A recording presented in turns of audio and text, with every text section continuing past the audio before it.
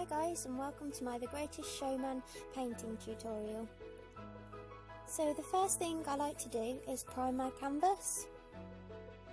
I like to use a grey colour when I prime, just because I find I get better colours this way. I can figure out which colours works best, and it's more accurate as well, so it makes the painting look more realistic. You usually do about 2 to 3 coats of this. The medium that I use is Liquin, and I normally use a photo frame just for mixing my oils onto.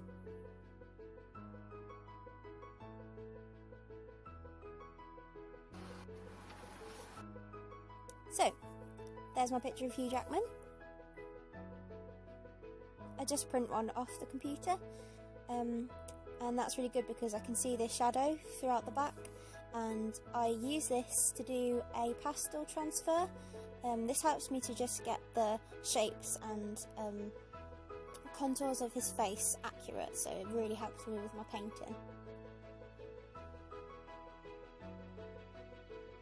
So you can go for any colour you want really.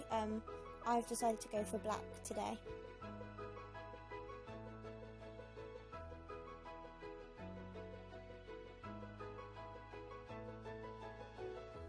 So I just turn him around and I just follow the outline. You can just do the outline if you want, but I like to go and do all the different shading and the shadows, especially on his clothes.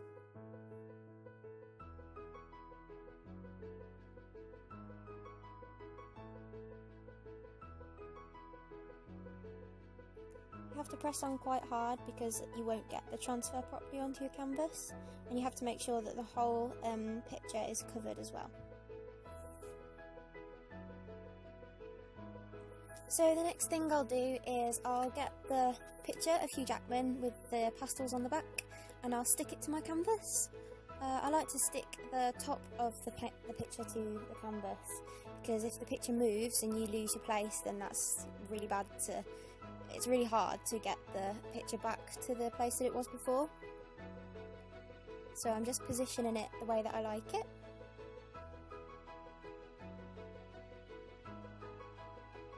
I'm only taping up the top so I can lift the bottom to make sure that the transfer is going through properly.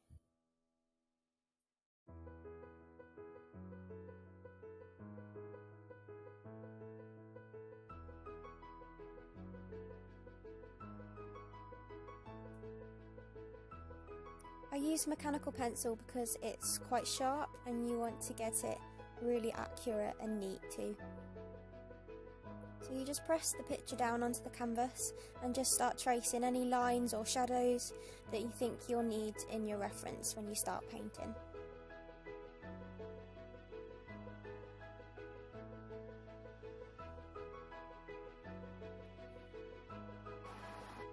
So when you have a rather creepy looking picture of Hugh Jackman, you're ready to go.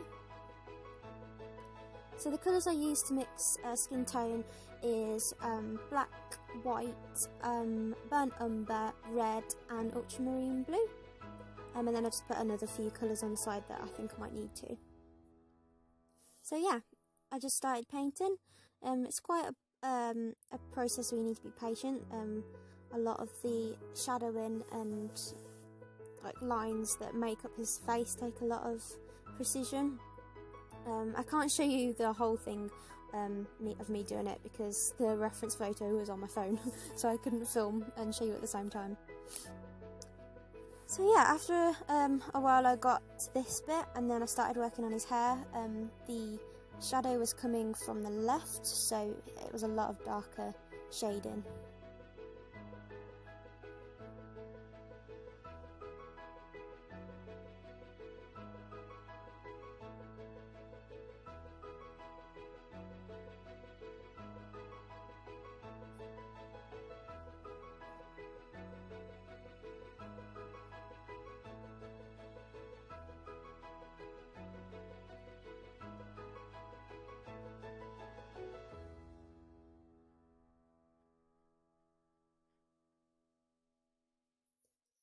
So some of the sort of things you want to concentrate on when you're trying to paint a realistic picture is the shadows and the contours and contrasts on people's faces. So you want to look at the direction of which the light's coming from. So on this picture it would be from the right, and the shadow coming from the left. So yeah, you just want to look at the different lines on his face as well, because you change even one little bit and it will change the whole dynamic of a person's face. And you don't want to do that to Hugh's face.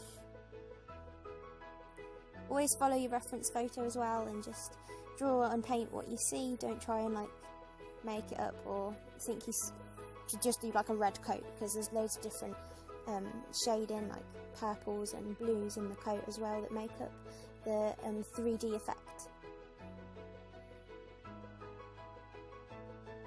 So for the skin tone on Hugh Jackman's face, there's loads of different variations of skin tones that you can make with the colours that we started with. So white and pink and burnt umber might make lighter skin tones, but adding a bit more of the burnt umber and blue and maybe a bit black would make like the darker skin tones. You kind of just have to like mess around with them and see what looks the best from your reference photo as well. So coming to the end of the painting now, I'm focusing on his coat. So like I said before, for the light shadows on his coat, we can use just like brighter reds with a little bit maybe of yellow ochre mixed up or something like that. But then for the shades, you want to be using like darker tones. So I'd be just working on the lighter tones at the minute, filling in those like spaces that we made with the transfer to start with. You just kind of make your way up and referring to your reference photo.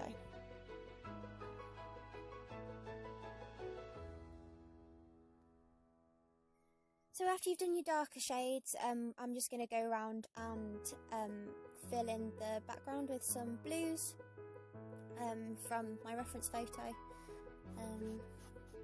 Yeah, it's pretty self-explanatory really for this part. You just can use your imagination, do different shades of blues, maybe add a bit of purples in there if you wanted to, and then I'd just go back in and do smaller, finer details of like the curtain and things behind him from the reference photo.